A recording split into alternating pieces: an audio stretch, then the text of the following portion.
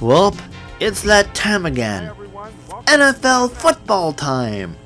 Well, to celebrate, I'm doing Madden NFL 94 for the Super Nintendo today on Power Up.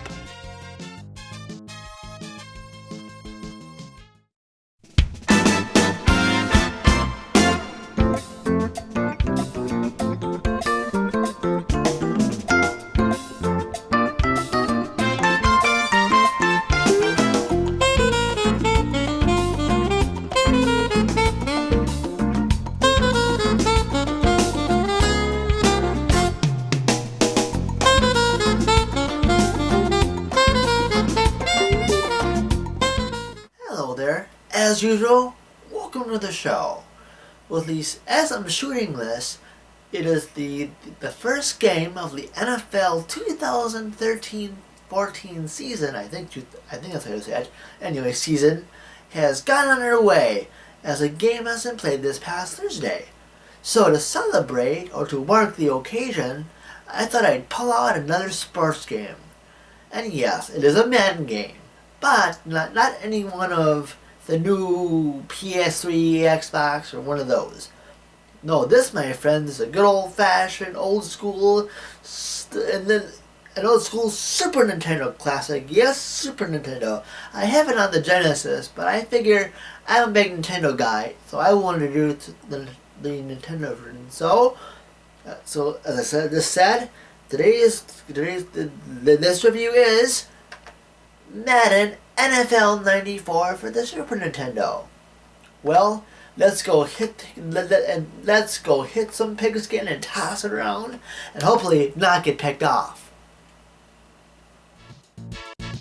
Madden NFL 94 was released in 1993 for the Super Nintendo, and I believe in 1994 for the Sega Genesis.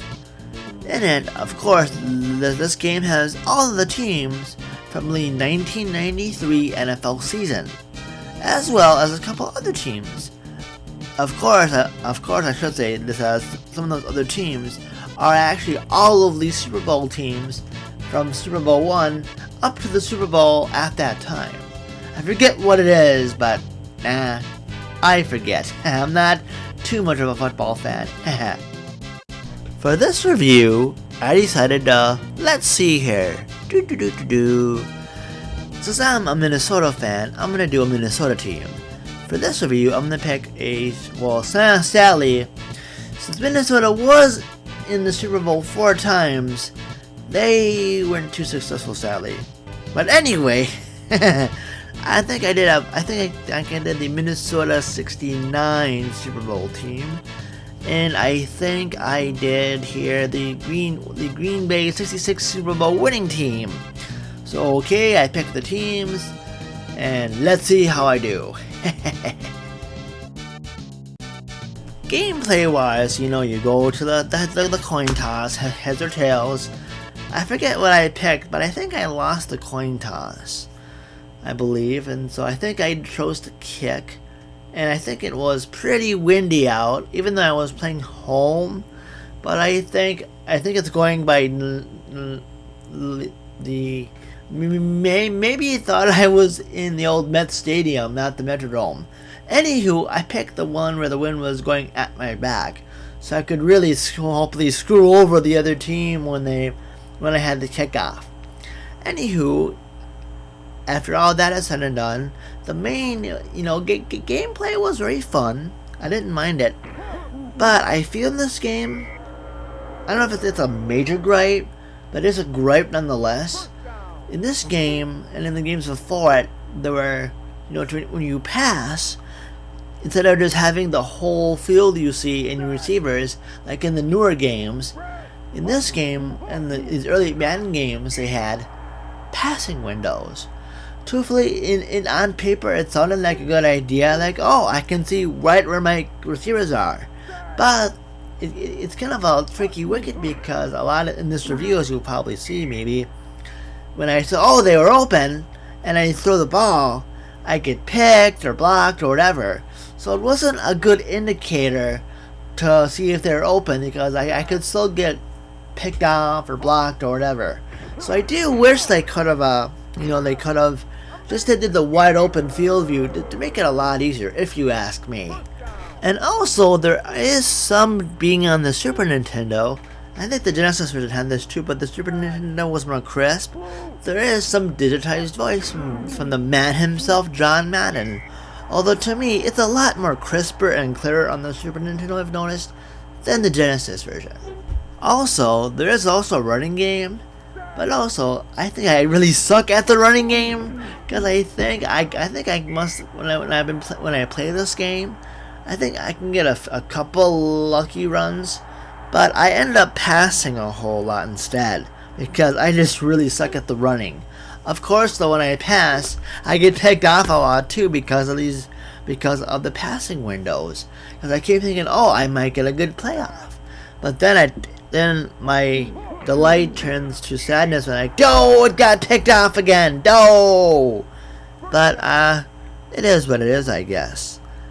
All in all, I know there's the more newer Madden games out among other things, but I want to get this because I do have somewhat fond memories of playing this game. I rented this game back in the day, and sure, it's not updated, but I actually like these older games because I don't care much for the updated rosters. Basically, all sports games are these days usually that are simulation type. They're usually just updated with the new rosters and maybe new teams and stuff like that. And I really didn't care about, and I don't care about the newer games. And I figure I do have some fun with this.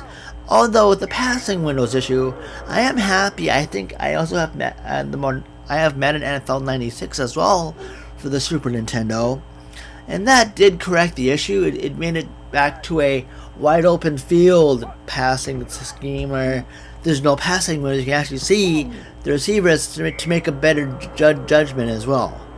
But if you like old school nostalgia, or if you just wanna give this a shot, I actually got my copy here. I reviewed here for less than $1. In fact, I got it for 50 cents. As a matter of fact, so it was way cheap. Of course, it's also a really old game too. So, although not too old, it was a Super Nintendo game, but it was a sports game. So usually they go by really cheap. But it's not bad. 50 cents, I couldn't really lose. And plus, with the major amount of teams it has, even though it was based up to 1993, it's cool to mess around with the different teams. So, again, if you like football and you want to see a window back into the past, give it a shot. So yeah. Although, I must say, it's not, I don't want to say highly recommended, but I'll say somewhat recommended. And as usual, if you live in or around South St. Paul, Minnesota, or the Twin Cities metro area to be particular, please visit my friends at Level Up Games as usual. And actually, this month, they're moving, I think September 20th, they're moving to a new location.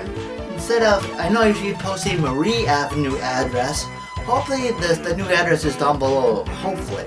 If not, it's still, this address below might be the old address or the new one. Hopefully it's the new one down there. But the new address is on Southview, and for you South St. Paul fans, or at least you know South St. Paul well, they're moving to that Southview shopping mall or something next to Nolan's and that fitness place and all that fun stuff. And hopefully that's below. And also, even though SkickyandBacon.com is no longer on the internet, as I mentioned in my previous video, it was way too. I couldn't afford the web maintenance fees, so I had to quick cancel the site. But if I get a better job, then I'll look into reopening it and I'll bring it back. But thankfully though, if you are seeing this on YouTube, if you please rate and subscribe, and if you have subscribed already, thank you very much. And I have a Twitter feed, as well as a Facebook fan and group page, and that stuff's down below if it isn't already. Well, anyway, as usual, thank you so much for watching, and stay tuned for the next episode of Power Up.